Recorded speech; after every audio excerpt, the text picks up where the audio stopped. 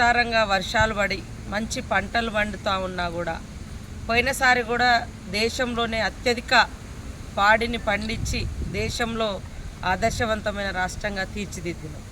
ఆ రోజు కానీ ఈ రోజు కానీ రైతాంగం సంతోషంగా ఉండాలని మా ముఖ్యమంత్రి గారు కృషి చేస్తూ ఉంటే బీఆర్ఎస్ నాయకులు కళ్ళల్లో నిప్పులు పోసుకుంటా ఉన్నారు, అబద్ధాలు ప్రచారం చేస్తున్నారు, వర్షాలు లేవంటారు, వరదలు వచ్చినాయి అంటారు. ఇట్లా రకరకాలుగా ప్రజల్ని తప్పుదోవ పట్టించేటువంటి కార్యక్రమాలు చేపడుతున్నారు.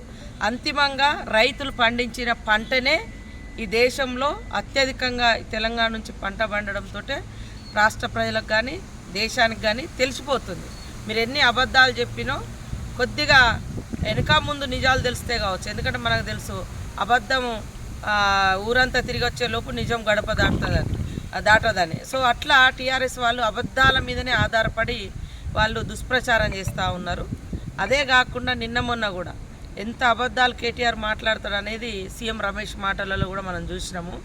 మరి ఆయన మాట్లాడిన దానికి సీసీ ఫుటేజీలతో సహా బయట పెడతా అన్నాడు. దానికి సిద్ధంగా మేము ఏ పార్టీతో ఒప్పందం లేదని, మీరు ఒప్పందం అయినారు కాబట్టి ఎంపీ ఎలక్షన్లలో మీరు ఎంత డిపాజిట్లు కూడా మీకు రాలేదు.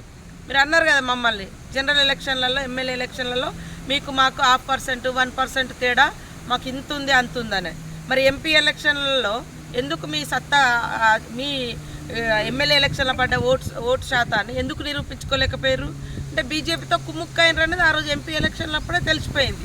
ఇంకా స్పష్టంగా సాక్షాత్తు బీజేపీ ఎంపీ ఈరోజు రాజ్యసభ సభ్యుడు కూడా మాట్లాడితే మరి అదే సవాలు, అదే తొడగొట్టుడు, అదే మీసాలు ఇప్పుడు ఏదో చేస్తాడు కేటీఆర్, అదెందుకు మరి నేను రాలేదయ్యా నీ ఇంటికి, నేను బీజేపీ వాళ్ళతో కలుస్తాను అనలేదని ఎందుకు సవాలు విసరలేకపోతున్నాడు?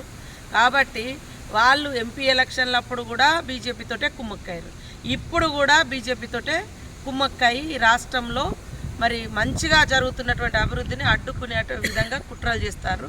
ఆ కుట్రలు మానండి. తెలంగాణ ప్రజలు మన ప్రజలు, తెలంగాణ రాష్ట్రం మన రాష్ట్రం. మన రాష్ట్రాన్ని అభివృద్ధి చేసుకోవడం కోసం ఒక నిర్మాణాత్మకమైనటువంటి ప్రతిపక్షంగా ముందుకొచ్చి సూచనలు సలహాలు మీ అనుభవాలను పంచి అభివృద్ధిలో భాగం పంచుకోండి. తద్వారా ఎలక్షన్ జరిగినప్పుడు ఆ 5 ఏళ్లలో మా లోపాలు ఏమైనా ఉంటే అప్పుడు నువ్వు ఎండగడితే ప్రజలు అర్థం చేసుకుంటారు.